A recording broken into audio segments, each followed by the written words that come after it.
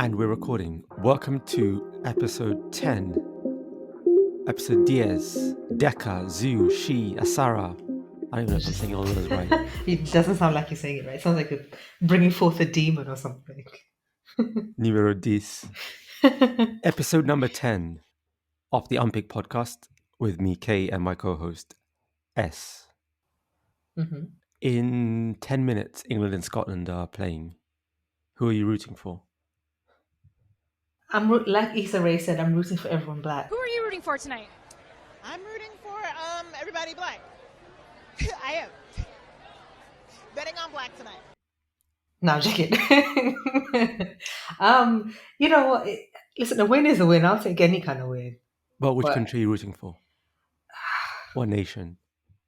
I'm gonna go with Scotland. Might as well. I'm going to go with Scotland. I went to Sainsbury's to get some Iron Brew, but it was a 6-pack. I was like, You should have got it. Let me tell you. It was you I texted. Was it this week or last week I texted you and I said I tasted Iron Brew for the first time. yeah. That thing is magical. Iron Brew is amazing. But it's funny, I was talking to a Scot today and they were saying how everyone says like drinks were better back in the day. The Uh-huh. old recipe. So what? It used to be better in the past. Well, read unhealthy. Oh Hence- yes, because they reduced the sugar, didn't Yeah, they? yeah. But it's still really good. It's really good. Well, I haven't had it in a decade and I really wanted to have some to kind of support Scotland, but then You should. it's a 6-pack. I'm not drinking six. I barely drink. I drink 1 can of soda a year, maybe top. I'm not going to sit and drink 6. Or you can spread out the 6 cans over Yeah. a year. You know. Maybe as we record, if there's like a news flash, I might update you on the score. How can you update people in the future? Hey, time is a social construct. Fair enough. Did you see next week? Is it the congressional report on aliens is going to be released? Yes, we finally get to see if Area 51 is. Look at Biden just doing big things over there. I'm so jealous. Do you think we've been visited? No, I don't think we've been visited because I think that if there's other species who are out there, the fact that they can travel, and I'm pretty sure they can do amazing things. Yeah. They look at us like we look at bacteria in a petri dish, or like we look at ants. Let me not say that. They probably look at us like ants, and I think they're just like, oh, so cute, and they just don't. They have ethical frameworks where they don't allow them to interact with lower forms. Apart from crop circles and mutilating sheep. I mean, that's better than en masse scientific experiments with the entire planet. So I'll take that. Maybe they just don't see us. As in, we don't exist in the frame of reference. A bit like if I'm walking in the desert, I'm not really seeing rocks and plants. I mean, you know what I mean? I'm obviously Like the seeing bacteria. Yeah, like bacteria on the rock or something, or like lichen on the rocks. Okay, I see. something that's just so Probably. completely outside of their frame of reference that because have you seen some of the videos? Forget the grainy ones. The ones that look like Aldi Caesar TV. Wait, yeah. Wait, are these new images in 4K? Like, yeah, these are HD. American military. And wait, is it like ET walking around? No. It's just Or just the flashes of light? No, the unidentified vehicles, flying saucers, not flying saucers, flying objects. Are they saucer shaped? No, they're tic-tac shaped. See, that doesn't seem aerodynamic. Well, exactly. So why it was to be able to do turns and stuff something of that shape. It's Russia. Because the thing is, it wasn't once. They said they observed it every day for 9 months. And then it just stopped coming. And they could never catch up to it. It would just make 90-degree turns at like 500 miles an hour. 90-degree turns at 5. No visible means of propulsion. Okay, so we haven't visited. I do think there's life out there. Whether they've interacted with us one-on-one, maybe they've chosen certain people. Why? Why do you think? What makes you attractive to an alien? I don't want to be attracted to an alien, so I don't want to put it out there. I can't wait to read it. Obviously, it's not going to say anything, but no, of course not. They probably have ET down there in like Area 51, probably carving his flesh and making smoothies out of it. Did you see protein shakes? Exactly, to give you the superhuman strength. Exactly. Did you see Shape of Water? What's it called? Shape of Water? The fish, where they were. I can't say this because we're trying to be as But there were the Yeah, the fish man. fish. That was disgusting. I don't Yeah. support interspecies love. I don't support it. Call me old fashioned. I don't support it. The next big barrier. No, Um, I'm not for it. I think humans should stick with humans. It's just messing up the natural order. yeah, and I Also, wait, just wait. Speaking about that movie, because we always go into like weird things about movies. So you're telling me that old apartment, she managed to plug every hole and fill up the whole apartment with water, yeah, and he was able to do aquarium, without solvents and without what right? do you call that thing for Chlorine to make the, no, no, that's the fillers for like grout and stuff. right. Exactly. Right, She without just got a couple towels, put them underneath, and just did the yeah, aquarium in there. yeah. Nah, that's mad. I don't believe that. And I just saw before we went started recording that the American Roman Catholic bishops have passed. I think they call it a motion to Mhm. basically revoke Biden's communion card for his support of abortion. Wait, what? Wait. Okay, who did this? The American ones or the Vatican? Like, The Vatican had told them not to do this. and they went ahead and did it. They've gone and done it. So they basically say you're not welcome at communion, and no priest, as I understand it, and I don't understand really Catholic canonical laws much, but they're saying he's not welcome at communion because of his support of abortion. I went to Catholic school. Not that I know much. I just wanted to put it out there. I didn't I, learn anything. I mean, I think it's mad when you've got the first of all, only the second ever Catholic president. Yes, because JFK, right? He was a Yeah, Catholic, exactly. and I was gonna say, do you remember? Like we were even alive, but I remember reading and hearing about how there was such a big deal about him being the first Mm, Catholic president because there's a question about divided loyalties, and but also we do know that the American Catholic Church is very conservative, and they've resisted attempts from the Vatican to clean up. Even after the sex scandal. I don't want to call it sex scandals because it's not that. It's the child abuse scandals, the just mm, abuse scandals. They've yeah, resisted many attempts, and so that's not surprising to me that they've done that. But also, who's going to stop Biden from going in there? I'm sure And he's got like, it. Yeah, I'm sure he's got private priests on hand. but also it's interesting because Biden's the most outwardly religious president America's had since Jimmy Carter. Really? Does he go? Really? What Because he does goes he to church do? every week. He goes to church every week. Oh wow! Obama Did the used. I mama go mean, to the mosque every Friday? Obama was at Juma doing salah. I mean, apparently. Yeah, they were like, is Obama skinny every Ramadan? Is he fasting? And George Bush obviously wasn't going to church as much. Because he can't Clinton, read, and the Bible's really hard and has a long words in there. Don't shame him. Clinton was just pagan. Was just a pagan. No, Was Clinton was just an absolute pagan on his saxophone. The yeah. Bible does not condone that sort of musical instrument. Mm. Um, anyway, so yeah, I just thought it's interesting that they didn't censure. Obviously, they didn't have the power. They didn't have power over Trump, but they were okay with Oh, Trump, but not okay with but we know this is not about Biden's Catholicism or religiosity. This is about Biden being the most progressive president we've had in a long time. I say we, yes, the world has had of America in a long time because Biden came in as a centrist. I'm yeah. going to try and calm the waters. But what we found out is that in 100 days, in his first 100 days, he did a lot of progressive things. It's ironic because America has a separation of church and state. Hmm. The fear of a Catholic president was that the church would seek to exert pressure and control Hmm. over them, And he would have to listen. Yeah. right?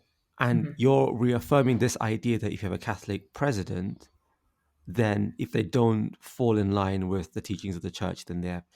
I, but But also, don't you look at this as a positive thing because you have the most powerful man in the country in the world being a Catholic and going to church because also the Catholic Church, like any denomination around that's worldwide, there are minor schisms. Certain regions are more conservative, others are more liberal, and yeah, it's difficult. But the whole point is that you come together as a community. So I think if you're a liberal Catholic and you're seeing that, I don't think that sits well with you. That's someone who, even if you're a conservative Catholic and you don't agree with his personal politics, or you don't agree with his politics at all, seeing that can't sit well with you yeah, for a number of reasons. yeah. So you text me, was it yesterday? To be honest, I was out and about. I wasn't on Twitter, and you brought me in on the scandals happening on Twitter. Yeah, so much happened yesterday. And so let's start with the Enid Blyton one. What happened? So we grew up reading Enid Blyton.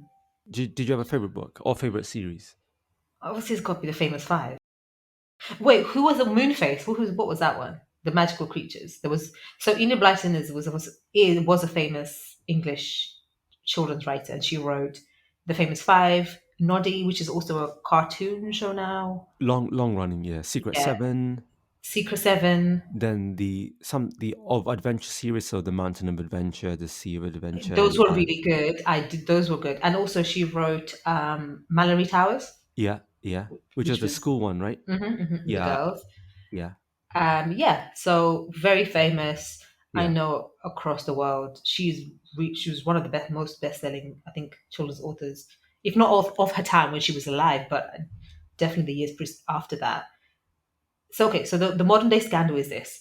So English Heritage, yeah. which is a body responsible for curating, supporting, spreading the evangelical arm of English culture around the country, but also around the world. And And I also, I think think the blue plaques, if I'm not yes, mistaken. yes, Yeah, yes. So their tag is Step into England's story. So they're all about telling the English story. It's the story of England. And they are responsible, like you said, for the blue plaque, the blue plaques across London. So if you've ever been to London, you see these blue plaques, especially around central London, yeah, and they just commemorate a famous person, famous in English history who did something. So around Baker Street, you'll see Sherlock Holmes, Bloomsbury. They have loads of people around Bloomsbury. I've been there a few times. So in the light of what happened last year with BLM, a lot of institutions, a lot of countries had this reckoning with their past, yeah, which in a way that they'd never done before. And what English Heritage decided to do was to tell the fuller story yeah. of all the people that they commemorate. And so specifically with Enid Blyton, in their website, so they're not taking down the plaque. The plaque is not Hmm. coming down. The plaque's not changing with a big red R saying standing for racist or anything. But what they said was that, yes, Enid Blyton was a famous children's writer. Yes, she brought delight to many millions of children across the world. However, during her time, she was considered to be racist because there was a story of a little toy or something called Yeah, Sambo yeah. who had black The little skin. black doll. Yeah, Yes, Sambo, and magical rain washed off his face and he became clean, and so he was loved by the family. Previously was hated by the family due to his dark skin. It should be obvious to you why that would upset people with dark skin. So she was considered to be also sexist because in the famous five story, which are five. Wait, was the dog considered in the five? Yeah. So the famous five were these five bunch of mammals, four being human, one being a dog, and there was this girl in this book, Georgina was a full name, but she was a famous tomboy. She wanted to be called George, and in the book there were certain jabs, but that the other kids made towards her, about George, why are you such a boy? Be a girl, etc., which was considered to be sexist. So her writing was also considered to be quite simple. Now she's a children's writer, so of course the language is quite simple, but we see contemporary writing about her, contemporary articles, contemporary commentary on her work, saying that her work has racist elements, has xenophobic elements, and also is quite simple and not worthy of merit, is the quote. And so English Heritage decided to include all of this in their website and just say, listen, we know we're commemorating some people who have done good things, have done bad things. We're just going to tell the full picture and let you decide for yourself how you feel about this. Now, this is not sort of a postmodern examination of Enid Blyton's work. This is commentary that was done at the time, like I said. And somehow yesterday there was this whole furore about, the woke left and the wokeist. And of course, GB News got into it and talked about it. Yeah, so lots of people are having a whole fit about this. so these are all facts. None of this Mm. is our assessment, our analysis, our value judgment. Her books. So you said this character, for example, who is black, and then the magic rain washes his face, and now he becomes pink, right? Or something like that, yeah. In the naughty books, you've got the blonde children, and then the gollywogs, Yes. right? This is not us inventing stuff. This is in her books. Hmm. there was a book of hers that was rejected in 1960 because then they thought it was xenophobic. And then Yes. in 2016, the Royal Mint were thinking about, Oh, yes. as they do, having a commemorative 50p coin. And I've got a quote somewhere here where they said they dismissed the idea because she was known to have been a racist, sexist, homophobe, and not a very well regarded writer. Hmm. So these discussions have been taking place. Yeah. So the content is not, no one is, the content is there, it's written, right? And this is Hmm. not like the Dead Sea Scrolls where we're arguing about authorship or Yeah. whatever, right? So Yeah. content is there. Then there are contemporary criticisms. Hmm. Then there are later criticisms. So 2005, Yeah. early 2000s, and then 2014. Yes. 2016. Yeah. All that's happened. All that's in the past. Yes. Banked. If this is deal or no deal, those boxes were opened. Of course. Yeah.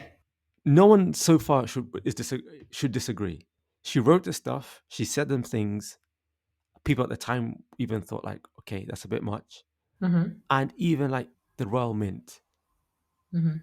which isn't exactly snowflake. I mean, didn't Isaac Newton start the Royal Mint? Wasn't he a bit of a anyway? So what's happening on Twitter yesterday? I think that there's a group of people, and I'm not going to say on what political side they Yeah, align with, yeah, but there is a bunch of people who want to be upset about things. I hmm, genuinely believe want to be upset about things. They want to be very vocal about said upset. And what I was seeing was this whole debate about the left tearing down Enid mm, Blyton and you're taking mm, Enid Blyton away from us and she wasn't that bad and consider and essentially lampooning the English heritage for what they were doing when one, this is not a conspiracy. We hmm, know that English Heritage have wanted to do this because they told you they wanted to do this and have been doing it. And like you said, and a lot of people were pointing out was that we've known for a very long time yeah, that Enid Blyton has questionable things in her past. Knowing that about her doesn't tarnish the history of my enjoyment of the books, but as an adult, it allows me to kind of consider the fuller picture. Also, what it does is to look at the books with a fresher eye because there were elements of it that were sexist. Because I do remember, in the story, Georgina or George, as she wanted to be called, you know, yeah, thinking about she just wants to do what the boys are doing. Like there's no problem with that. Thinking that back then, and I would think the same. So I don't know. I think that there are people who want to be upset, and this is a story that was a bit confusing to me because there's no reason to be upset. No one is taking yeah. Enid Blyton away. This is not. We're not doing public burnings of books. She's not been banned as far as I know. We can't say we know the political leanings of everybody who feels a certain way about any issue, right? But Hmm. I went through a couple of Twitter accounts and just trying to get a flavor, get a vibe check of what's happening, who these people are. One comment stood out to me where someone was saying, their objection was, I think they said something to the effect of, don't take away my childhood. I grew up on this. I was raised on this. So who are you to come and take away my childhood? And I kept going through tweets and I noticed that no one is objecting that she said these things. Yeah.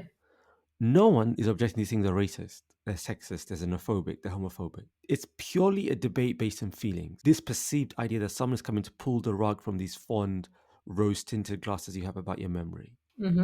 And, when we were talking about this before recording, a lot of it is about the fight for memory, Mm. a national memory about some halcyon days back in the day when things were fine. Yeah. I haven't seen one single factual counter argument saying, no, that wasn't her. She was pressured by some editor. Oh no, those words have changed meaning. Yeah. None of that. People just saying, this was important to me. This meant a lot to me. Don't take it away from me. True. It's almost like I have a right to my ignorance, and Yeah, I want to simmer in my ignorance. And you see the same thing happen. So the English Heritage are, revising Enid Blyton's, webpage, but they're also revising Rudyard Kipling's webpage, who we yeah, know was a notorious xenophobe. I mean, I knew that as I was reading his stuff, later on, and his work is very clear. I mean, he wrote, isn't he the one who wrote The White Man's Burden about the right. burden white people have going around the world, and not only white people, white men going around the world civilizing, Yeah, all these wild tribal people around the world. So we know about these people, and it's the same debate. Now that you say that, when I think about the debate with Churchill, yes, Churchill was in World War II, and yes, did amazing things for the country. and he's a national symbol, but he's also responsible for starving 5 million Bengali people. And he had a role to play in that. He talked in horrible terms about Indian people and black people. And I'm sure his personal life was not stellar. He wasn't, he wasn't a paragon of virtue. And that's okay. Because the moment we start to realize that our idols are just people like us and have flaws and have, things that we look up to them, and we should have a balanced view.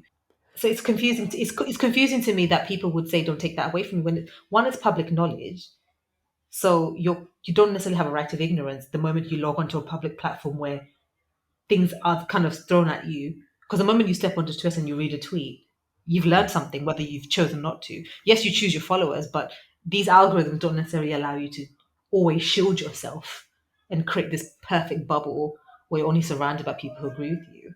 Yeah, I found it interesting that there was quite a lot of strict defense of her from Indian Twitter. I thought that was interesting.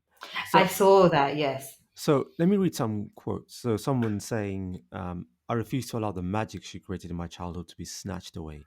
I lived on a secret island, climbed a faraway tree, We all did, man. Calm down. We and all run away did. in a darling little caravan to the circus. I will continue to protect these memories no matter what." But no one is saying don't read them. No one is saying Enid Blyton was an absolute horrible person and actually ate children. What English Heritage are saying, and I guess we are saying, is that you can look at Enid Blyton as a writer. You can look at her. You can look at her work, and you can also look at the work, the little elements of homophobia, sexism, whatever it is, included in her writing. If that forces you to engage with the writing, with that piece of work in a different way, then so be it. But you, in a way, you're the master of your own destiny. You get to choose that. You know what I mean?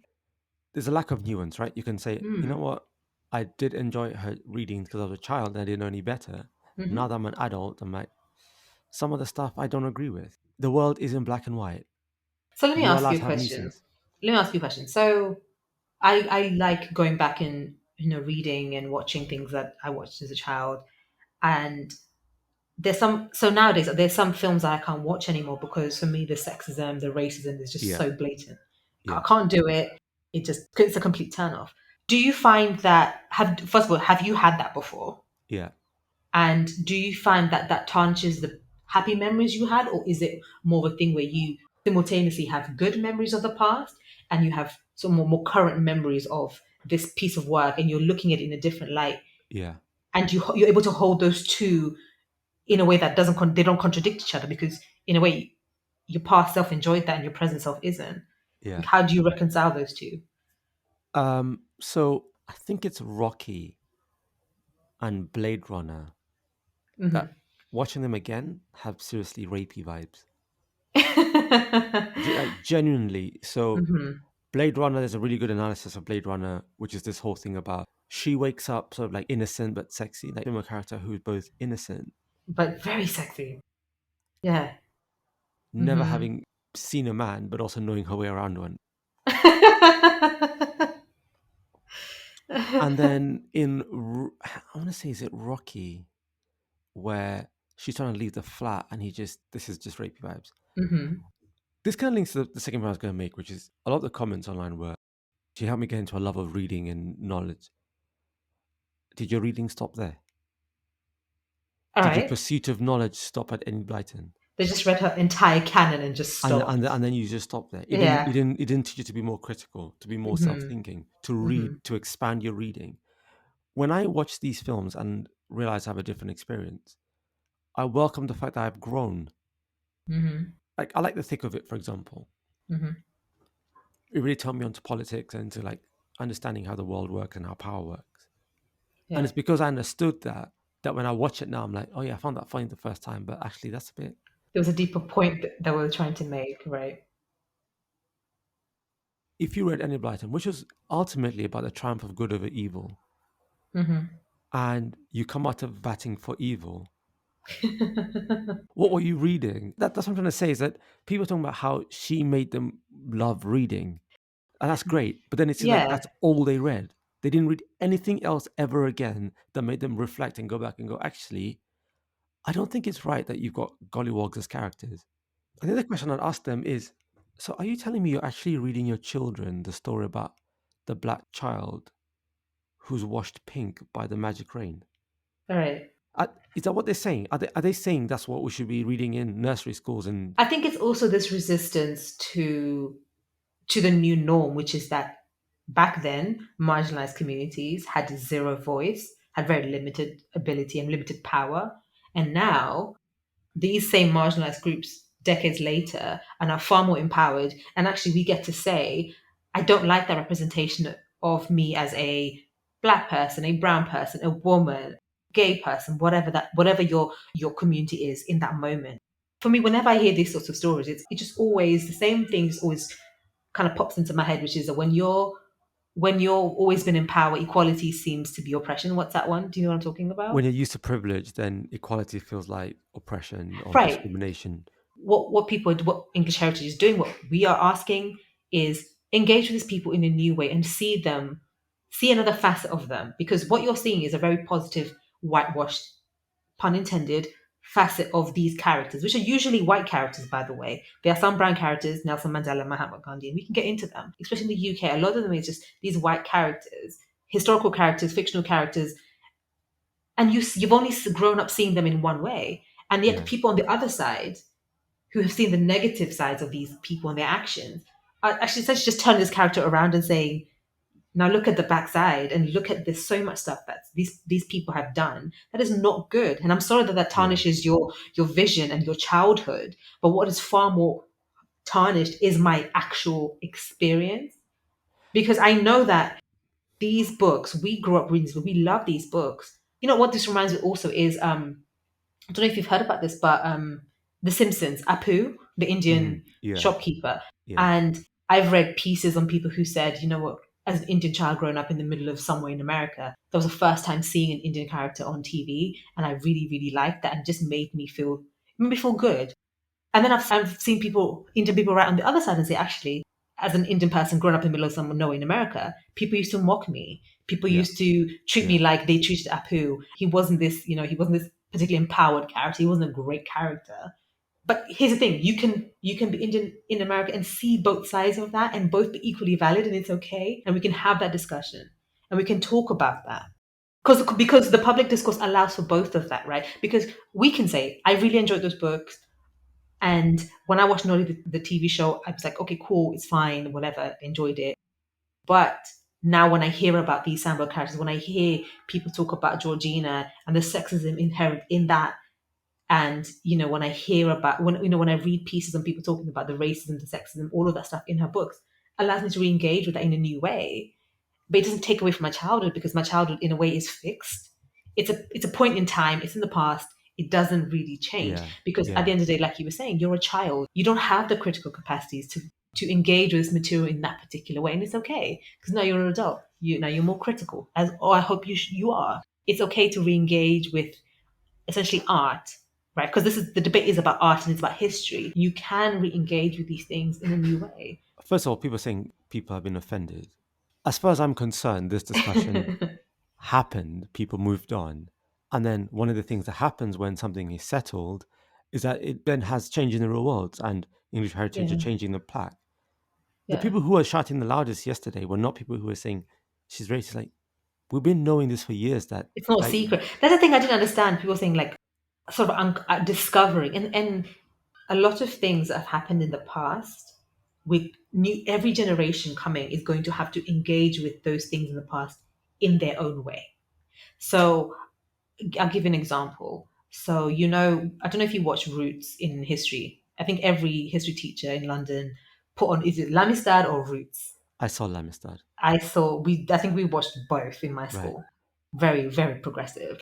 I remember they did a Roots remake a few years ago. I think Right. it was on HBO, and I read a lot of people saying, well, I don't. Why is that? Black people are always slaves, and I don't want to. Why is it I'm always seeing my people in this particular light? And here's the thing: you grew up seeing the old roots and that really connected with you and you understood your history in that way. Yeah. But your children, your little cousins and nephews and nieces and the next generation, they're not going to watch roots because the pixels, it's not in 4K, it's not in 4K, it's not in HD. They may not be able to watch it and appreciate it the way you did. what's happening this week with Enid Blyton is that it's a new generation re-engaging with her because we didn't get the chance to do that when we were children because we were children, and our parents' generation engaged with her in a different way. And Yeah, and I don't think like our parents who gave us those books or across the world knew about those imagery necessarily, but we're in a different age and we're engaging with that in our own way, and it's okay. yeah, and maybe just finally for me, because I was looking at the discourse on Indian Twitter, and look, a lot of our parents were the first post-colonial Mm-hmm. generation. They were still grappling with questions of statehood and nationhood and what it means to be independent and Identity, things like yeah. that. First of all, the context in which they had read Enid Blyton was very different, where there was, I'm not saying there wasn't necessarily a less critical attitude towards literature, but the focus was on something different. We've got to a point where, thanks to their effort, the things, the rights and privileges and that we Mm-hmm. enjoy today, that we're then able to like then look at other things. Yeah. I'm sure if our parents' generation and our grandparents' generation had one independence, like had grown up, for example, in full independent states, then Mm-hmm. they had a more critical attitude towards literature. And then also just people saying, it's cancelled their love of book. Honestly, me not liking what you read, if that makes you not like reading, you have a problem, You would never read it in the first place. You're right? very easily swayed. I just don't understand how this. Do you know what this is like? Do you remember the horse meat scandal? I never touched an Iceland burger again. The experts say the discovery of horse meat masquerading as beef in some Findus lasagnas poses no immediate human health risk. British firms have been told to test all their processed beef products for traces of horse meat or pork within a week, but no one is testing for traces of other species such as cat, rat or dog. The police are now involved investigating whether the horse meat got into products through gross negligence or through criminal action. Our first report tonight comes from our business correspondent, Sarah Smith. If you're just about to pop your dinner in the microwave, don't be put off by the news tonight. That's the official government advice, even though they don't actually know what's on our plates. Now, imagine I discover there's horse meat in these burgers. You've Mm-hmm. been yamming on Iceland burgers for the last 10 years, but you don't want me to bring up the fact that I had horse meat. I'm just saying I don't want to eat them. Right. And I can see how, in a kind of psychological sense, you being reminded of the fact that this thing you were eating every day had horse meat or fox meat or whatever it is, that I can see how. Uh-huh. But there's also the same people who are talking about free speech, right? Like the tenure of the debate are like, oh, any blacks are being cancelled. If you believe in cancel culture, that cancel culture is a threat, you also likely believe that free speech is under threat. Mm-hmm. That people are too afraid to say what they think. That's where society's got to. English Heritage are saying you at the chest. They've come out and Yes. said, we think she's a racist. No, no, English, no. English Heritage are not saying we think Enid Blyton. They're saying her peers, her contemporaries, Yeah. literary critics, people who are involved in that, looked at her work, looked at her, and said, "We think she is xenophobic, little bit racist, little bit homophobic, little bit, sexist." People who grew up in that time, people who grew up reading her, engaging with her while she was alive, in that social context, in that historical context, are saying that. And all English Heritage is saying is they're just pointing out to that. It's like saying we can't talk about Napoleon without all the wars and stuff. Like, no, that's a part of who he is. I think for me, this is for me is just people fighting for the right to be ignorant, and for the, like you said, the right for their memories to remain unshaped and unshaken by new information. And that is your right. But then don't get on social media platforms where oftentimes you will be educated against your will because you may not be able to create that perfect bubble, like I said. Um, but you can still buy her books on Amazon. Like Jeff Bezos has not taken her off his Right. Amazon. Like you can still Right. buy her books. Would you encourage someone to read those books? I would, but I would also just give a caveat, like I mean, I would not, you wouldn't. Okay, because that's a bygone world. Like reading that true. gave me a perspective of England that when I then moved to England, I found that was a world that didn't exist. These are not books that prepared me for. I mean, there was a tree that like talked or something. What was that? The mystery books were really good. I really enjoyed them. I really did. But I'm saying these were books of a Of that bygone, time. of a Yeah. different era, Yeah. which are the era that people are pining for. And for me, Yes. I think we need to look forward and Hmm. maybe not solely back. It's now 25 minutes have gone and it's still 0-0 in the Oh, England Scotland. you're still I'm just checking. checking for the people. So the Euros are on, and I like football. I want to watch. My love for football has kind of waxed and waned, but at the moment, big tournaments, you want to watch big tournaments, right? Because Hmm.